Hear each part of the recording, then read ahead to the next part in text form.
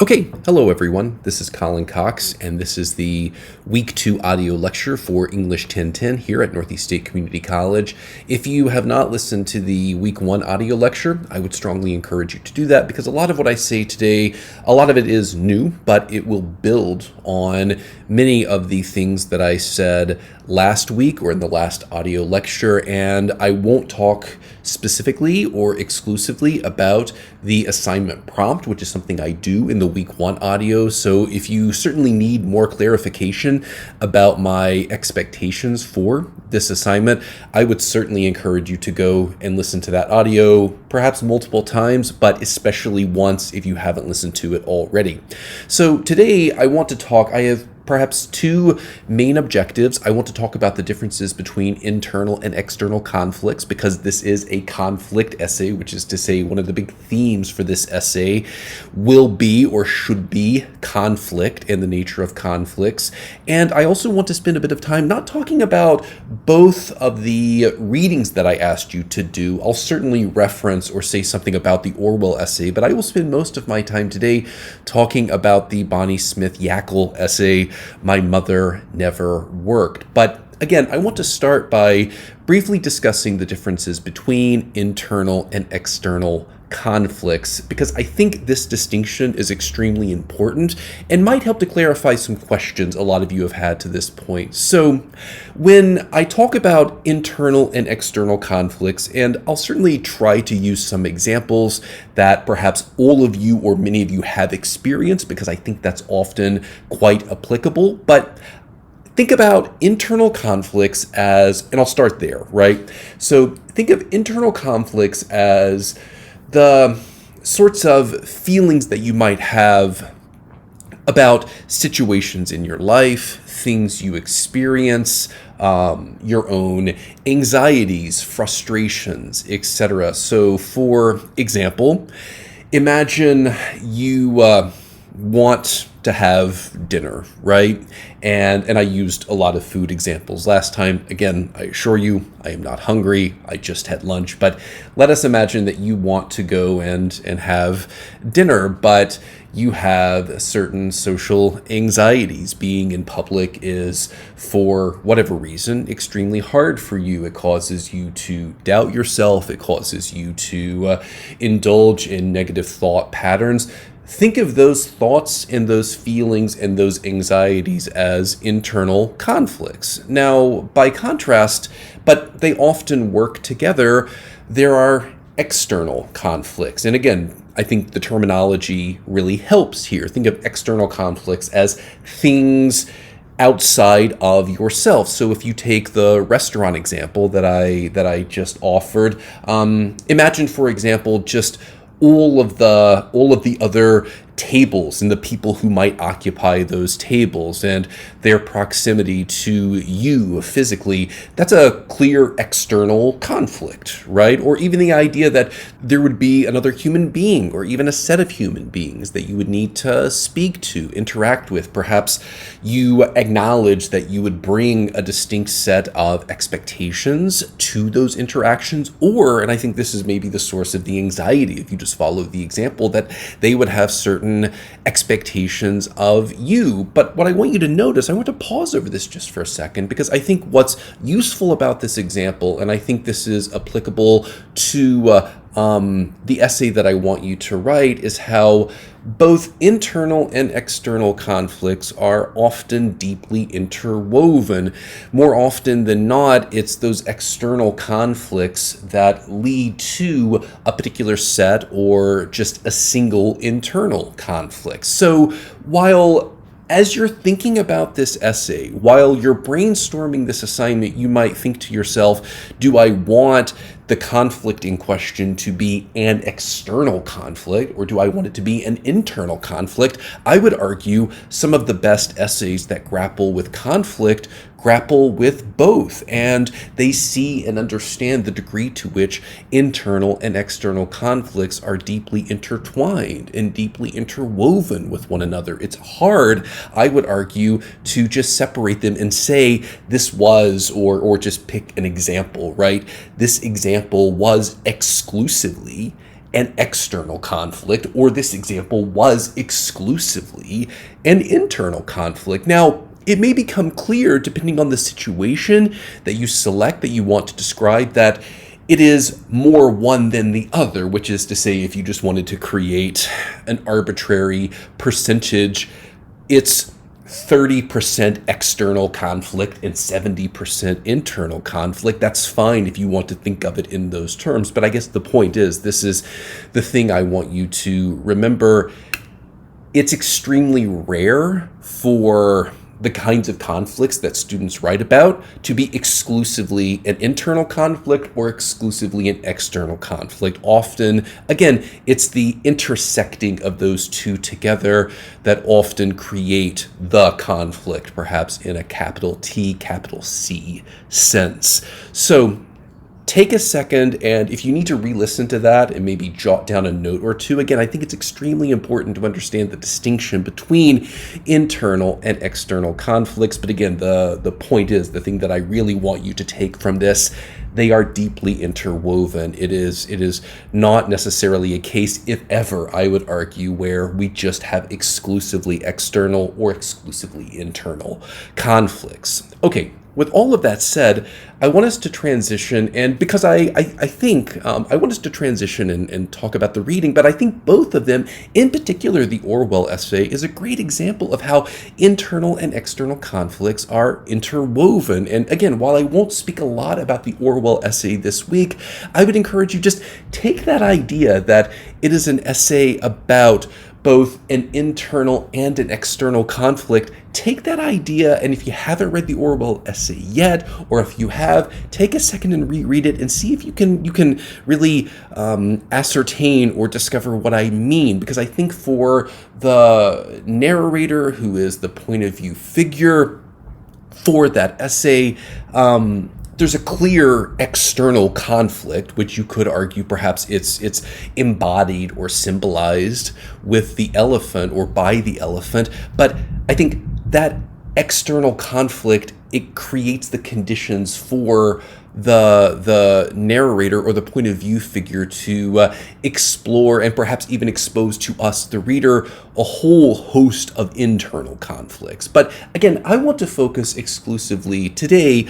on the Bonnie Smith Yakel essay, My Mother Never Worked. A fantastic essay. It does a lot of structural or formal things that are really quite interesting. And one of the things that I want to talk about is how it uses something called a frame narrative. So notice how, and now if you haven't opened the essay or if you don't have the essay in front of you, take a second and do that. But notice where the essay both begins and ends, because this is an essay that explores from the writer's perspective her mother's life, and it attempts to chronicle or chart all of the ways that her mother worked, even if that work wasn't recognized as work. And that's a obviously fraught way of thinking about it and describing it. I think one of the interesting things this essay wants to expose is how we have for far too often, and I think a lot of this still lingers,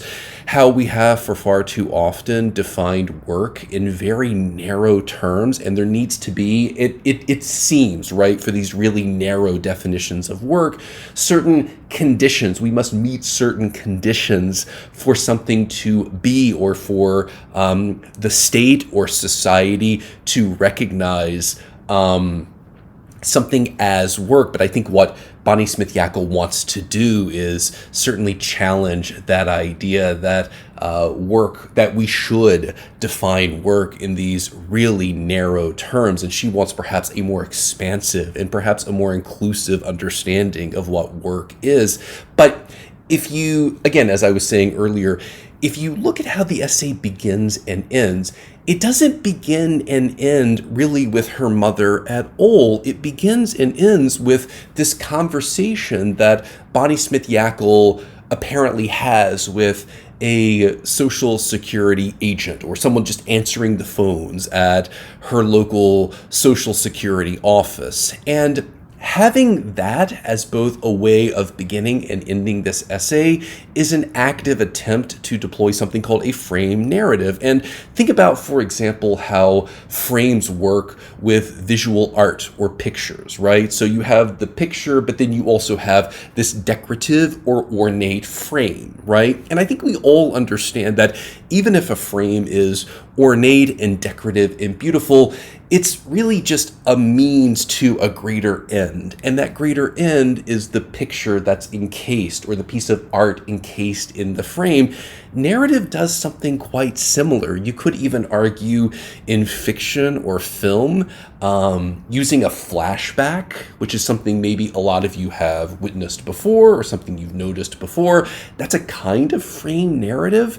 But the idea is to create or establish the conditions for potentially something more interesting to occur. However, with that said, I think the frame is extremely important for this essay because it is as if the essay itself, that which is contained within the frame, is a response to the frame. And that's what I think, again, is so fascinating about this essay, because the essay ends on a really compelling bit of irony that I think does the work of articulating the thesis statement for this piece. And again, think back to something I spoke about in the week 1 audio lecture about the differences between implicit and explicit thesis statements. I certainly think the thesis statement for this essay is a lot clearer, but how Yackel articulates it is fascinating because she articulates it through the deployment of this moment of irony. And again, I think the point is it's only irony for us, the reader. It's not irony for this person at the Social Security office that Bonnie Smith Yackel speaks to. So for example, go to the end of the essay. I think I found your mother's records. Martha Ruth Smith, married to Ben F. Smith. Yes, that's right. Well, I see that she was getting a widow's pension. Yes, that's right. Well, your mother isn't entitled to our $255 death benefit. Not entitled, but why? The voice on the telephone explains patiently. Well, you see, your mother never worked. And again, I think ending the essay there, and this is where I said this a moment ago, I'll reiterate it. This is why I think the frame is so important. Because the frame allows us to better understand through this deployment of irony at the end, just how silly of a phrase or how silly of an idea that is. Of course she worked. We just experienced all of the ways that she worked. And I'll talk about that in just a moment. But the point is, the thing that I would argue is so important for all of you when thinking about this as a potential example, not only can you deploy this kind of a frame narrative in your own essays, not only can you deploy dialogue as well, which I think this essay is a great example of how to use dialogue in a nonfiction essay, but I think this is a great example of how using irony and especially tone, right? Because I think if we were in a traditional classroom, one of the questions I would ask all of you is, how do you think Bonnie Smith Yackel wants us to interpret the end of this essay? I think the only way to interpret it is to almost laugh, but laugh in a way that, like, if you've ever had this moment when someone said something that was so absurd, all you could do was laugh in response because you might think to yourself, how could someone think that? Or how could someone say that? I think that's precisely the reaction that we have here. How could someone ever argue that she doesn't work? But again, I think by deploying irony in this way, by deploying the thesis statement the way she does through this frame narrative, which again borrows or utilizes irony in such an interesting way, she really provokes us as readers into thinking through how, again, not just the Social Security office in the United States, but I think how culture at large really thinks and understands what it means for someone to work, how we define work, because work is not just an activity, but work is also a noun. It's something that we define. It's something that has clear definitional parameters to it. And if we have a too narrow definition of work, then it often has the effect of excluding people from all of the, let us say, symbolic benefits of having society perceive you as a person who works. Because think about, and again, I think this is really important. Pause over this just for a second and think about how we as a culture often think about people who work and people who, again, don't work. But I would use scare quotes, right? When using language like don't work, I think we often assume or believe that people who work have maybe greater moral character to them, or they have more fortitude. Maybe they're just better people, right? Because they work. And it's not just this binary distinction between work and not work. We also have this scale, right? We define some work as just better than other forms of work, or some jobs as better than other jobs. But I think part of what Bonnie Smith Yakel wants to do here, and I think this is really getting to the point of what she wants to argue, she wants us to consider, she wants to challenge these ways that we've often thought about work. And again, I think it's so important to also consider some of the language that she uses in the title, right? My mother never worked. I think you cannot ignore the gender or the gender dynamics at play in this essay, because again, now we're thinking more about tradition, right? Traditionally, and I think some of those traditions still linger today, we often assume that in a traditional heteronormative marriage or relationship, if there are children, if there are domestic duties, often traditionally, women were the ones who were expected to remain at home in those domestic spaces doing that work. So I think part of what Bonnie Smith Yakel wants to do as well is ask us to think about, well, why are there other reasons why, aside from just the mechanics of work itself, that might lead us to think of some forms of work as legitimate, while dismissing or ignoring or defining other forms of work as illegitimate? Again, I think all of those interesting and complex questions are at play in this essay. But for now, I want to actually transition to the content of the essay itself, or that which exists within the frame. And part of what I really like about this essay is how Bonnie Smith Yakel, this I think, after a first pass, or if you read this essay more than once, you come to the realization that this is far from a comprehensive exploration of all of the work that her mother did, even though we have all of these clear dates, even though Bonnie Smith Yakel is quite clear about when things happen.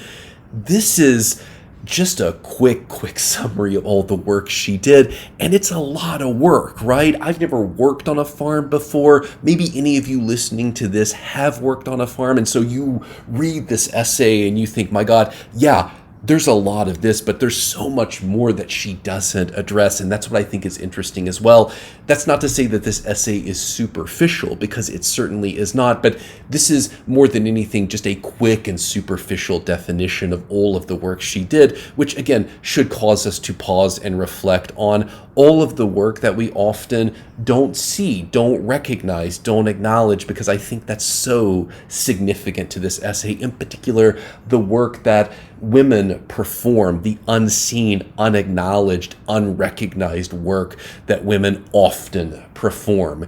And what I also think is interesting about this essay is how Bonnie Smith Yakel's mother, by her description, seemed quite skeptical or even dubious of the idea of even getting married, right? And listen, if Bonnie Smith Yakel wrote this essay in 2022 about a woman even born, 25, 30 years ago, maybe that wouldn't seem so radical, or maybe that wouldn't seem so atypical, but this was in the early 20th century.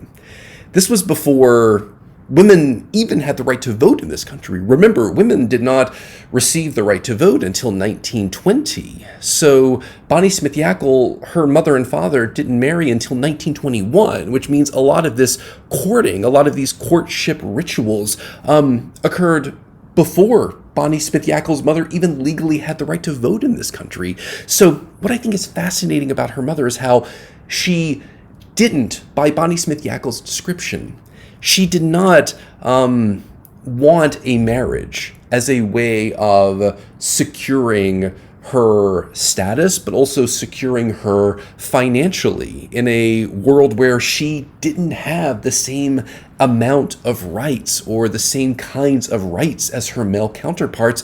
In that way, she was something of a trailblazer. She did decide to marry in 1921, but I think it's significant for Bonnie Smith Yackle to acknowledge that marriage wasn't her first option necessarily, and she was quite skeptical and dubious of the idea. Sorry, I just hit my desk, but she was quite skeptical and dubious of the idea of even getting married. So I think that's, again, it's different. It's interesting. I think it causes us to perhaps think differently about her mother, that her mother in many ways was perhaps not like a lot of the people around her.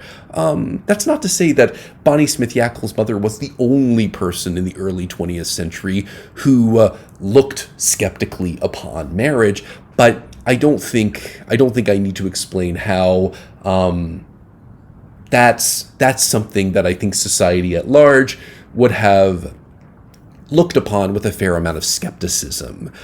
Perhaps even today, my God, there's some skepticism to the idea, oh, you don't want to get married. That's interesting, right? Even though I think there's certainly there's more acceptance today to the idea that someone wouldn't want to seek marriage as an option. But again, Bonnie Smith Yackle traces all of the ways that her mother works. But again, notice how the work, it's not consistent or predictable work, it seems. And what I mean by that is she's asked to do a lot at a lot of different times. And I can only imagine it might be hard to create or establish a routine considering all of the things that she's asked to do and all of the variables at play. So I think part of what Bonnie Smith Yackle wants to do is to suggest that her mother was an incredibly adaptable person. She was someone who seemed to have a lot of patience, because I think you need to be a patient person to adjust to and react positively to all of those shifts and changes and just all of that unpredictability, right? There was a lot about her life that was difficult to predict, and I think that's quite hard to do, but it's something that her mother was able to do quite seamlessly by her account. So I think that's something else as well, right? If we're thinking about, well, what kinds of work do we often ignore or not acknowledge? I think that kind of emotional work, right? Someone who's able to just seamlessly adapt to difficult situations. That's, for example, something that's quite difficult for me to do. I don't adapt well to new situations. I like my routines. I like things to be predictable. And when I am forced to adapt to new situations, it's emotionally challenging at times for me to do that. So for her mother to just do it, and again, by Bonnie Smith Yackle's account, it seemed quite easy for her, but I wonder if we should be skeptical of that. I wonder if part of what's so amazing about her mother, or part of what was so amazing about her mother, was how she was able to both do this physical hard labor while also doing this unseen but perhaps equally important emotional labor. So something else that I think we see quite often throughout this essay, which is part of this emotional labor that I was speaking about, is just how many children she had, but also how many children died. And I think, again, that's something that Bonnie Smith Yackle references. It's something that she acknowledges, but she doesn't really explore it in a lot of detail. And I'm curious to know what you think about this. Why isn't there more time? Why doesn't she spend more time exploring how emotionally traumatic it is for people to lose children? Is it because she doesn't want to speculate wildly without having her mother there to confirm those speculations? Perhaps, right? But I think one way to read it, and I'll just offer this as one option, is it's all part of just this long, hard trajectory that was her life as work. And I'll just leave it at that. And again, I think part of what Bonnie Smith Yakel wants to do here is to suggest that not only rearing children, not only raising children, but grappling with the grief of losing children is work. And it's work that perhaps we should acknowledge in some way as work. And I think, again, the question maybe that Bonnie Smith Yakel wants to ask or explore is, what are the consequences of seeing that as work? What are the consequences of seeing grief and mourning as work? Are there any positive benefits to that? What do we think would happen to society if we had a more robust or inclusive or dynamic understanding of what work looks like? And what would be the consequences of acknowledging grief for people who birth children, especially when they lose those births or when they lose those pregnancies, when they have miscarriages? What would be the positive consequences of acknowledging that as legitimate work? Fascinating question to ask.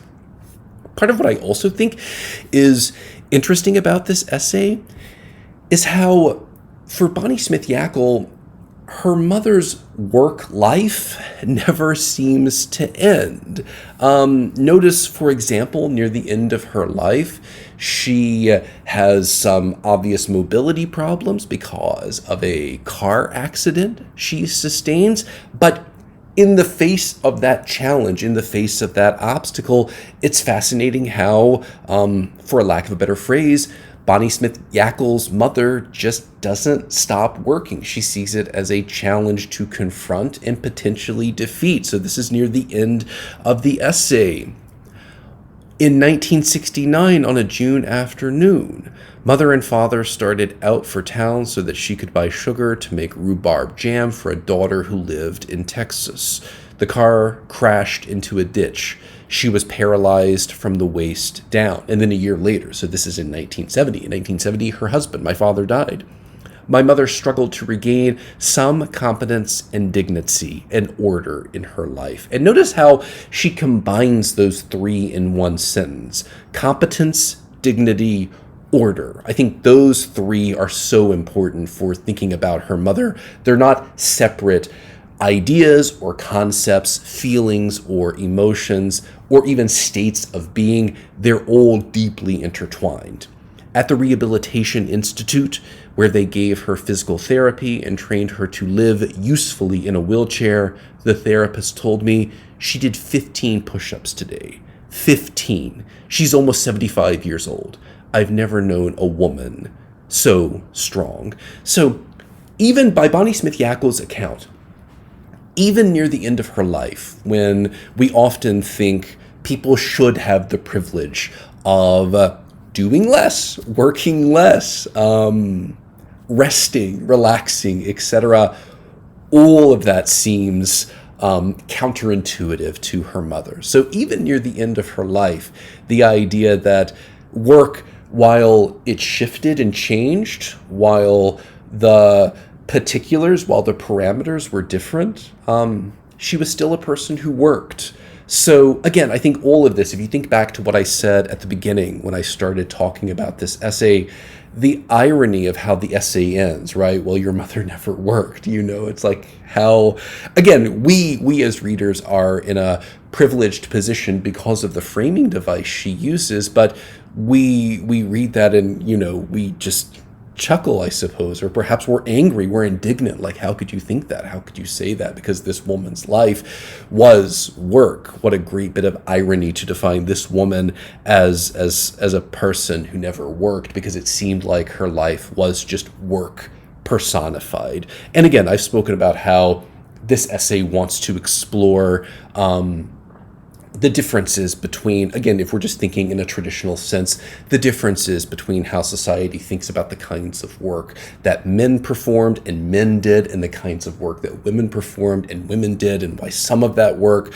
while some of it was conferred a kind of legitimacy, some of it was not. And I think often, whether it's Social Security benefits, whether it's a paycheck, there's all of these ways that we there's all of these structural ways that we confer legitimacy to some activities, some behavior, some forms of work, and we confer a kind of equal amount of illegitimacy to other forms of work, other behavior, other activities, etc.